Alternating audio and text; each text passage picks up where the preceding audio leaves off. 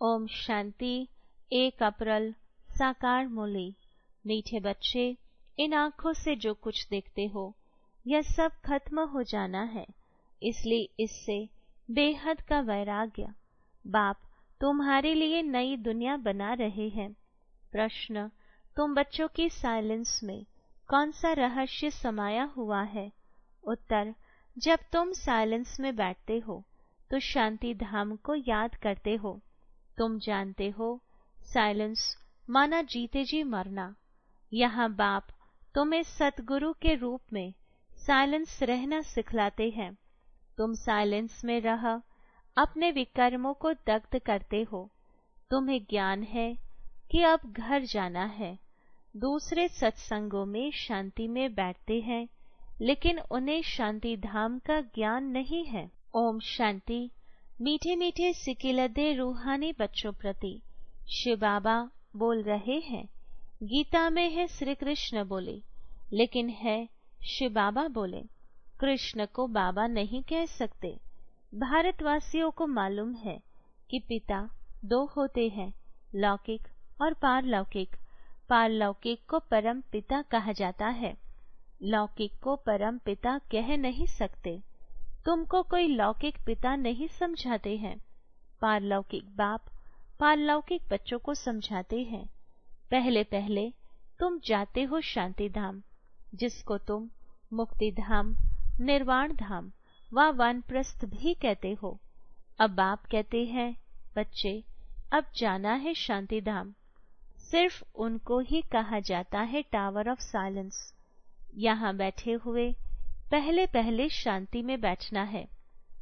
कोई भी सत्संग में पहले पहले शांति में बैठते हैं, परंतु उन्हों को शांति धाम का ज्ञान नहीं है। बच्चे जानते हैं हम आत्माओं को इस पुराने शरीर को छोड़ घर जाना है। कोई भी समय शरीर छूट जाए, इसलिए अब बाप जो पढ़ाते हैं वह अच्छी रीति पढ़ना है। वह सुप्रीम टीचर भी है, सदगति दाता गुरु भी है। उनसे योग लगाना है। यह एक ही तीनों सर्विस करते हैं। ऐसे और कोई एक तीनों ही सर्विस नहीं कर सकते। यह एक बाप साइलेंस भी सिखलाते हैं। जीते जी मरने को साइलेंस कहा जाता है। तुम जानते हो हमको अब शांति धाम घर में जाना है। जब तक पवित्र आत्माएं नहीं बनी है, तब तक वापस घर कोई जा न सके। जाना तो सबको है, इसलिए पाप कर्मों की पिछाड़ी में सजाएं मिलती है। फिर पद भी भ्रष्ट हो जाता है। मानी और मोचरा भी खाना पड़ता है, क्योंकि माया से हारते हैं। बाप आते ही है माया पर जीत पहनाने, परंतु गफलत से बाप को याद नहीं करते। यहाँ तो एक बाप को ही याद करना है। भक्ति मार्ग में भी बहुत भटकते हैं। जिसको माथा टेकते उनको जानते नहीं। बाप आकर भटकने से छुड़ा देते हैं। समझाया जाता है ज्ञान है दिन, भक्ति है रात। रात को ही धक्का खाया जाता है। ज्ञान से दिन अर्थात सतयुग त्रेता, भक्ति माना रात द्वापर कलयुग। यह है सारी ड्रामा की ड्यूरेशन। आधा समय दिन, आधा समय रात। प्रजापिता ब्रह्मा कुमार कुमारियों का दिन और रात, यह बेहद की बात है। बेहद का बाप बेहद के संगम पर आते हैं, इसलिए कहा जाता है शिवरात्रि। मनुष्य यह नहीं समझते कि शिवरात्रि किसको कहा जाता है। तुम्हारे सिवाय एक भी शिवरात्रि के महत्व को नहीं जानते, क्योंकि यह है बीज। जब रात पूरी हो दिन शुरू होता है। इसको कहा जाता है पुरुषोत्तम संगम युग, पुरानी दुनिया और नई दुनिया का बीच। बाप आते ही है पुरुषोत्तम संगम युगे युगे, ऐसे नहीं युगे युगे। सतयुग त्रेता का संगम, उसे भी संगम युग कह देते हैं। बाप कहते हैं यह भूल है। शिव बाबा कहते हैं मुझे याद करो तो पाप विनाश होंगे, इसको योग अग्नि कहा जाता है। तुम सब ब्राह्मण हो, योग सिखाते हो पवित्र होने लिए। वे ब्राह्मण लोग काम चिता पर चढ़ाते हैं। उन ब्राह्मणों और तुम ब्राह्मणों में रात दिन का फर्क है। वह है कुख वंशावली, तुम हो मुख वंशावली। हर एक बात अच्छी रीति समझने की है। यूं तो कोई भी आते हैं, उसको समझाया जाता है, बेहद के बाप को याद करो तो विकर्म विनाश होंगे और बेहद के बाप का वर्षा मिलेगा। फिर जितना जितना देवी गुण धारण करेंगे और कराएंगे, उतना उच्च पद पाएंगे। बाप आते ही है पतितों को पावन बनाने, तो तुमको भी ये सर्विस करनी है। पतित तो सभी है, गुरु लोग किसको भी पावन कर न सके। पतित पावन नाम शिव बाबा का है, वह आते भी यहाँ है।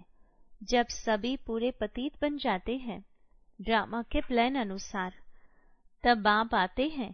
पहले पहले तो बच्चों को अलग समझाते हैं, मुझे याद करो। तुम कहते हो ना वह पतित पावन है। रूहानी बाप को कहा जाता है पतित पावन। कहते हैं हे भगवान अथवा हे बाबा, परंतु परिचय किसी को भी नहीं। अभी तुम संगम वासियों को परिचय मिला है, वह है नरकवासी।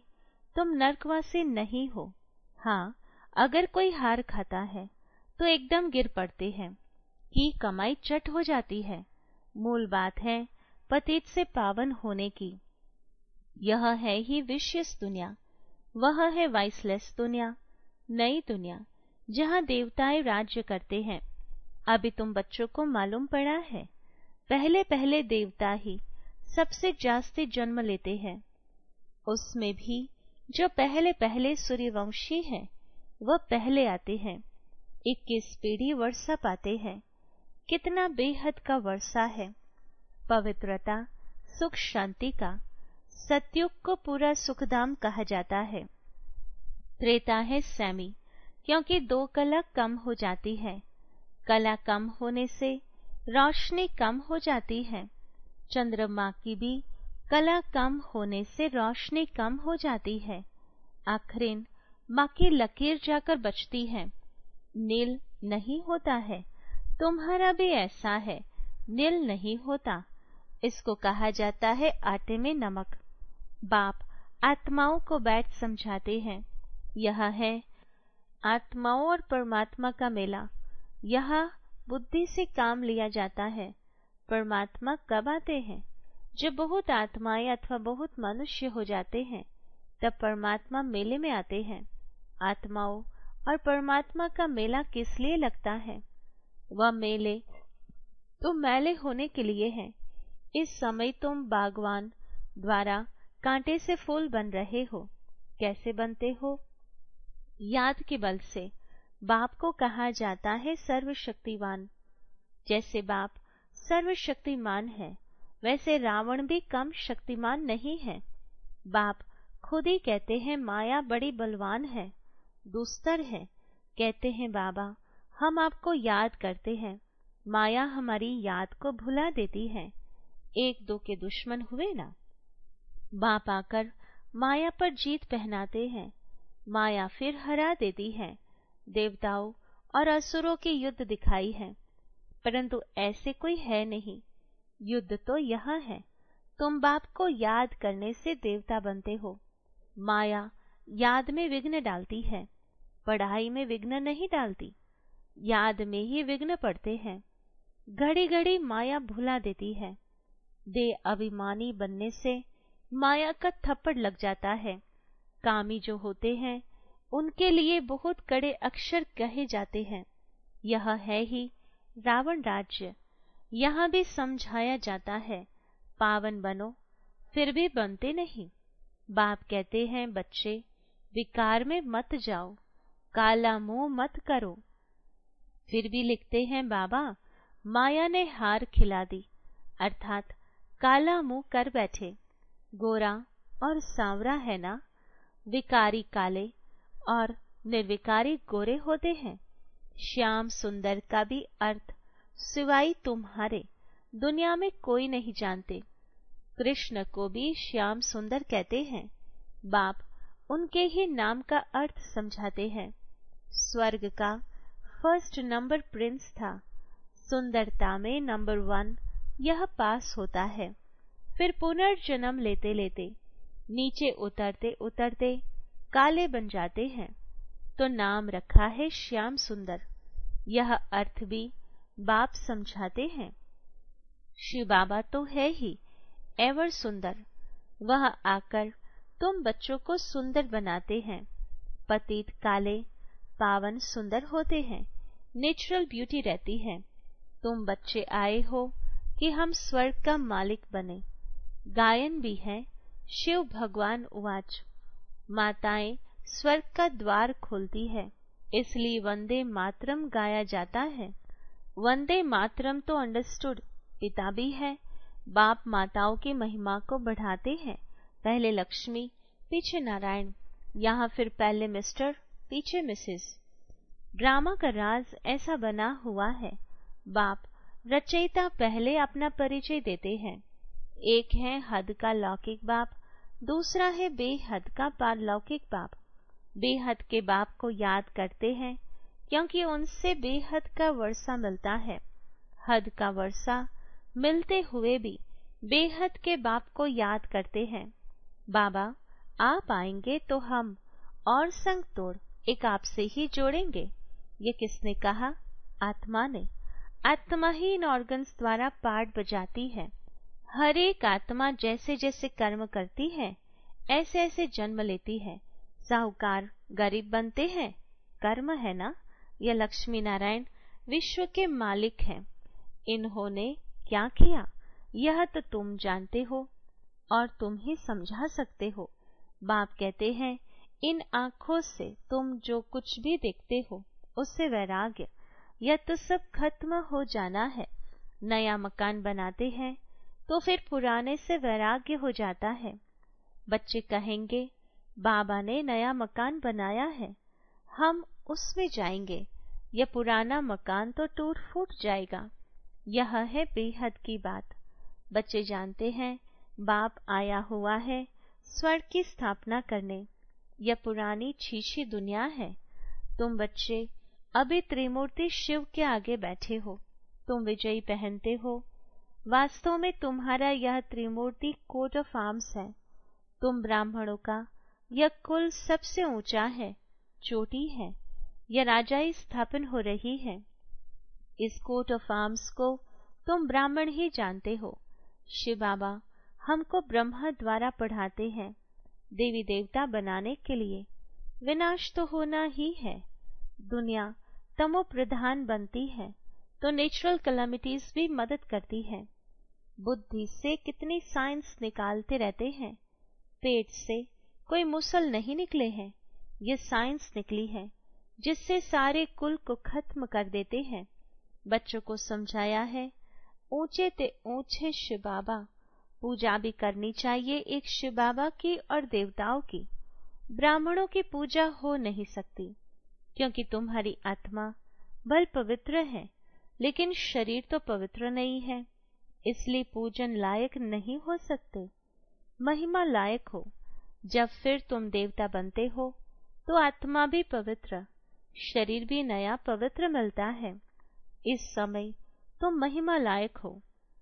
वंदे मातरम गाया जाता है। माताओं की सेना ने क्या किया? माताओं ने ही श्रीमत पर ज्ञान दिया है। माताएं सबको श्रीमत पर ज्ञान देती हैं। माताएं सबको ज्ञान अमृत पिलाती हैं। यथार्थ रीति तुम ही समझते हो। शास्त्रों में तो बहुत कहानियां लिखी हुई है, वो बैठकर सुनाते हैं।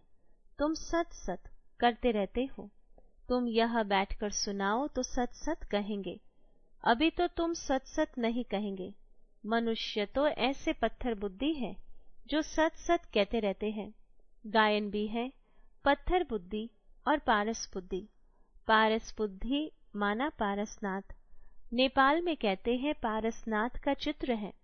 पारसपुरी का नाथ ये लक्ष्मी नारायण है, उन्हों की डिनेस्टी है। अब मूल बात है रचयिता और रचना के राज को जानना। जिनके लिए ऋषि मुनि भी नेति नेति करते गए हैं।